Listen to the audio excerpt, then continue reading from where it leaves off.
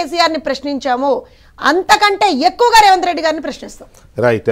దయాకర్ గారు, నాకు ఆశ్చర్యం వేసిన విషయం ఏంటంటే రేవంత్ రెడ్డి గారి మాటల్లో తెలుగుదేశం పార్టీని ఖతం చేద్దాం అనుకున్నాడు, ఆయనే ఖతమైపోయాడు అనే డైలాగ్. అంటే ఎట్లా ఇది ఏ ఆధారంతో లేకపోతే అబ్జర్వేషన్తో రేవంత్ రెడ్డి గారు ఈ మాట అన్నారు, జగన్మోహన్ రెడ్డి గారు తెలుగుదేశం పార్టీని ఖతం చేద్దాం అనుకున్నాడు అని? ఇప్పుడు కొన్ని పరిణామాలు ఈ కూటమి కలయిక కంటే ముందు జరిగిన పరిణామాలు అట్లా జరిగినాయి.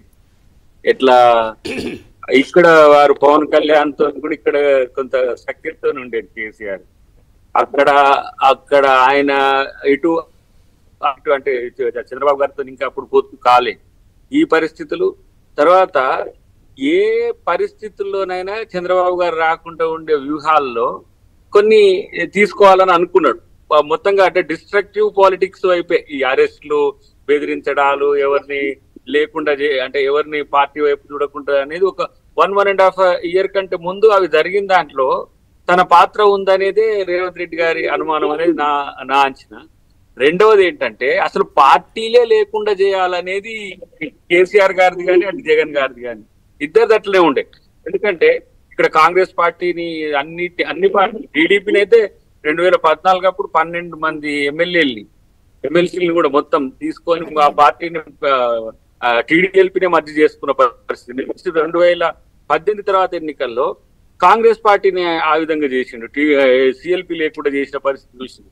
అట్లనే ఆయన కూడా 23కు వచ్చిన అనే ఉద్దేశంతో అసలు ఈ మాత్రం కూడా పోతనే మిషన్ తో చేసిన మిషన్ ఒకటి మనకు కనబడ్డా ప్రజల మధ్యన ప్రజలు అనే ఒక కాన్సెప్ట్ మధ్యన ఉంటారు. వాళ్ళు మనకు ఓట్లు వేస్తే గెలుస్తాము, వాళ్ళకు మంచి చేస్తే గెలుస్తాము, వాళ్ళకి చెడు చేస్తే ఓడగొడతారు అనే దాన్ని వీళ్ళు మిస్ అయిపోయింది.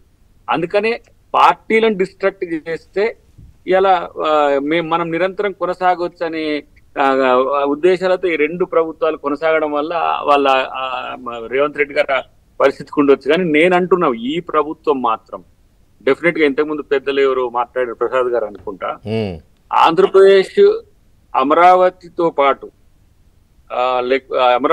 పాటు వైజాగ్ అయినా ఇటు కర్నూలు అయినా సమతుల అభివృద్ధి సాధించే అవకాశాలు ఉన్నాయి.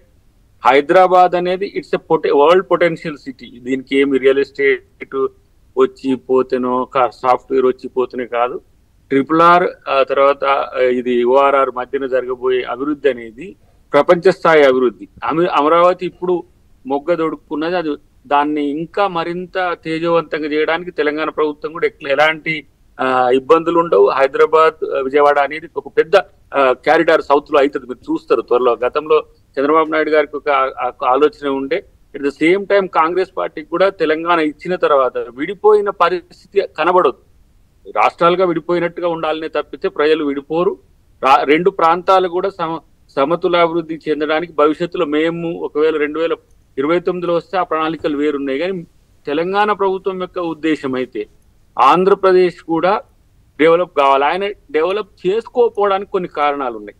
ఇప్పుడు మంచి మనకు దాదాపు 940-950 ఏంటిది తీరం ఉంది, సముద్ర తీరం.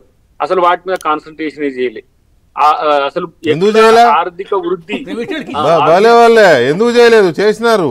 అక్కడ చాలా విలువైన రేరెస్ట్ ఏంటది సముద్ర ఒడ్డున దొరుకుతుంది మైన్. వాళ్ళ కోసమా? వాళ్ళు అక్కడ చాలా రేర్ ఇది దొరుకుతుంది ఇసుకలో. అది చాలా ఇదంతా గుర్తించి దాన్ని అనుయాయులకు కట్టబెట్టి చాలా పెద్ద ఎత్తున దోపిడీ జరిగింది. ఇక నేనేమంటున్నా, మనం ఆలోచించింది అప్పుడు వ్యాన్ పిక్ అయినా రాజశేఖర రెడ్డి గారు ఉన్నప్పుడు అసలు ఆంధ్రప్రదేశ్ కోస్టల్ ఏరియా అనేది